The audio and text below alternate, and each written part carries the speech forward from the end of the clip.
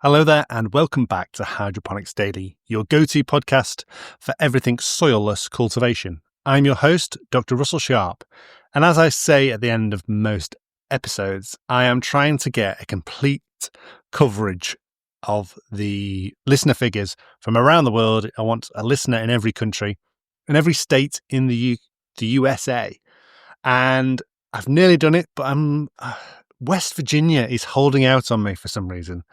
And I thought this is interesting. What makes West Virginia so uninterested in hydroponics? So I'm going to do a deep dive into the hydroponic sector in West Virginia, see if it is booming and everyone's just ignoring me, or is there a reason why West Virginia is not interested in hydroponics? So we definitely know they're not listening. And I had a look at some information on West Virginia. I asked ChatGPT to rank all the states in America by how many grow shops there were and how many hydroponic companies there were. And ChatGPT, as it's doing recently, is going, yeah, that's probably too much thinking for me. I'll give you a few states, but I'm not going to give you the full list, and I'm not going to do a deep dive.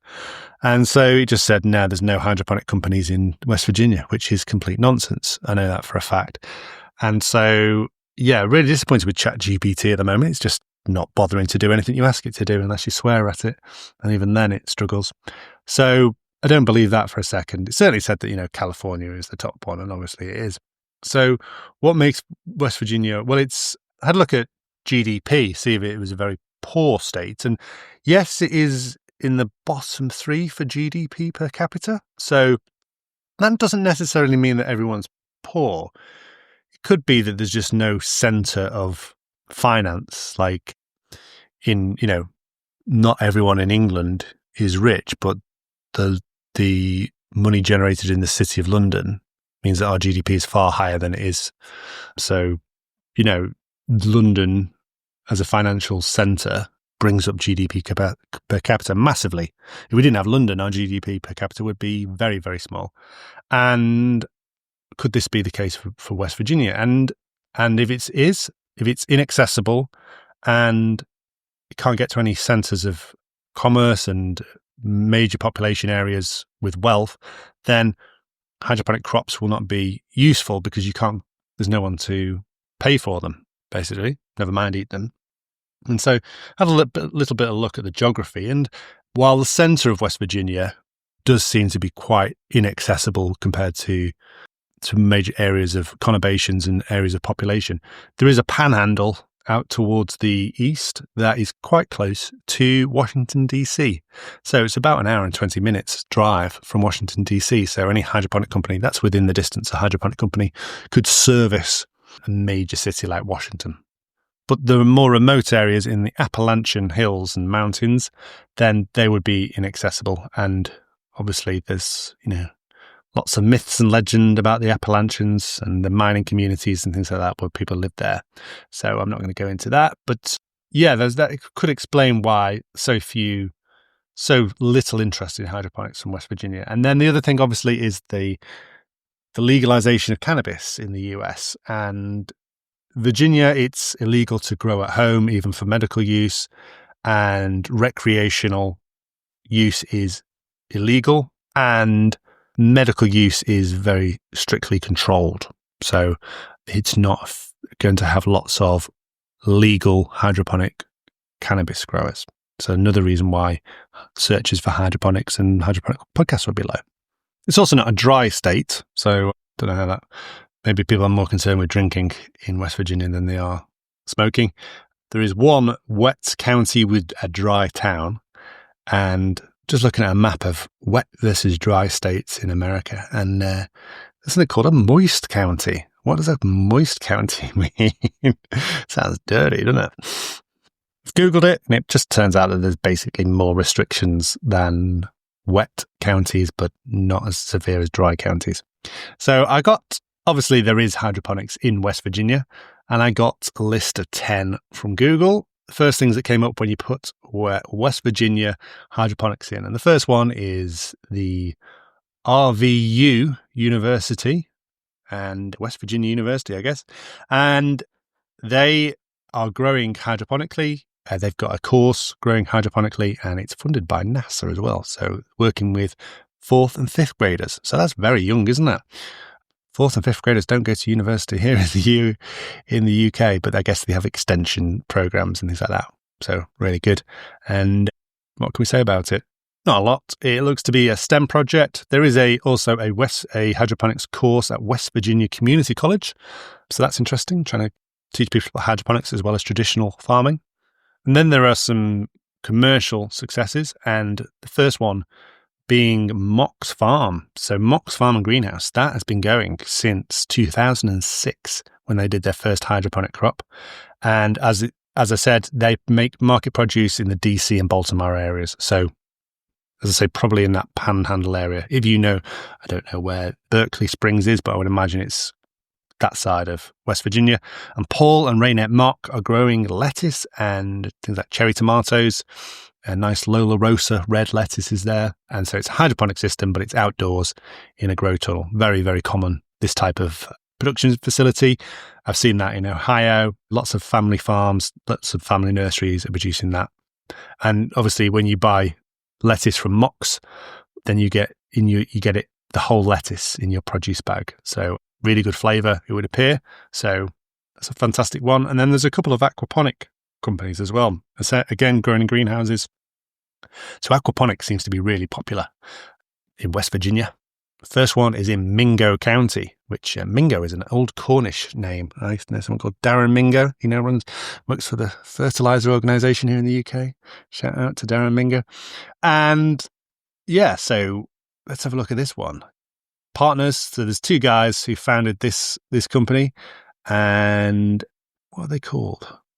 They are called Blue Acre Aquaponics. That's it.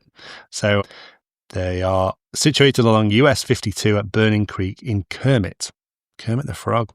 All right, so let's have a look at what these guys are up to. So interestingly, we said this before on the podcast when we looked at North Dakota, there's a lot of grants available for setting up these ventures. So you do hear people say that, the federal government and the government, my success is in spite of them, not because of them. But these guys received a abandoned mine land grant, which sounds like it's abandoned landmines, the sort of thing you would get in Africa and war zones. But no, this is abandoned mines. So obviously the Appalachians, really big mining communities. And like in the UK, in Wales and places like that, when mining stops, then the communities really suffer. People can't just move the whole community. And so the grants here helped set up that, and the aquaponics boomed from there. Now, interestingly, they have a dual system where they have sort of aeroponics, where there's a spray mist onto the roots. But because it's aquaponics, there is potential for the blocking of a filter, because you can get organic material from the fish poo blocking the filters. So they also have a dripper system, so it's a fail-safe. So they have both systems running at the same time. A dripper sort of NFT system, and then an aeroponic misting system that runs most of the time. And then they are planning vertical wall systems for strawberries. So ease of harvest on a vertical wall is the main reason why you would do strawberries on a vertical wall. It's really interesting.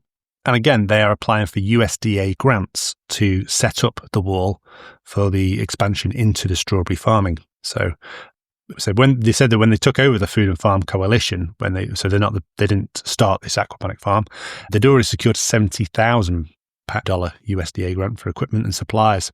So after satisfying the requirements for that grant, they had options for an expansion. And rather than supplying into DC and Baltimore, they're supplying into the local West Virginia market and Kentucky area. Kentucky is a big area for lots of greenhouses being set up, but traditionally all the fresh produce was imported, just like in other remote states with lack of a traditional hydroponic and horticultural sector like North Dakota.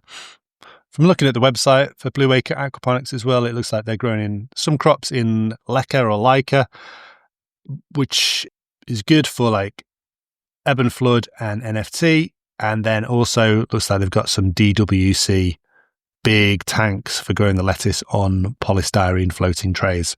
So there's a number of different advantages of that. One big advantage is you can just take the trays out, add new fresh trays at the other end, and so you can sort of progress your crop through the greenhouse without having to move trays and tables and things like this and move massive NFT systems in place. So yeah, really nice system. We've got what looks like a fairly old greenhouse though, with lots of metal in it and some fairly old sodium lamps as well. So any grants, you'd probably look at a fresh greenhouse and new lamps perhaps for that. But it depends on, the business case and things like that. So a really interesting hydroponic setup there. And don't see many commercial hydroponic systems with the lacquer clay pebble type growing system. So it's really interesting to look at. And they're growing Swiss chard as well, which is not a very common hydroponic crop, but is certainly a good one to grow hydroponically. Might be one of those crops that benefits from a little bit of sodium in the growing media as well. So if you've got slightly salty water, that's because it's in the beet family. So sugar beets, beetroots, chard, they're all the same species, just different strains.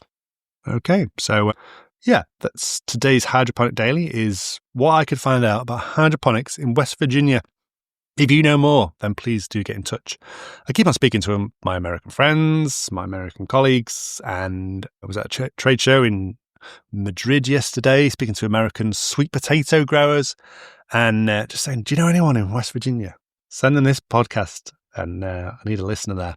Hopefully this has done it. Hopefully everyone in West Virginia will now be listening to Hydroponics Daily. What's the capital of West Virginia? Let me check. Charleston. There you go. I wonder if the dance the Charleston is from there. I've managed to get through the whole of this podcast without singing the song about West Virginia, which my colleague Matthew insisted I should sing. I'm not going to do it. I'm going to just leave you there and say, if you like this podcast and you thought it was any good, you found value in it, and it wasn't the worst podcast you've ever listened to in the world, then please do leave us an Apple podcast review. It helps tremendously. I shoot up the charts when anyone leaves an Apple podcast review. It's amazing. It's like a rocket to the moon, just like a NASA hydroponics program at West Virginia University. And if you're on any other podcast platform, don't bother leaving a podcast review because it doesn't make any difference whatsoever. Just chill out, relax, and wait for the next episode of Hydroponics Daily. Thank you very much for listening. Goodbye.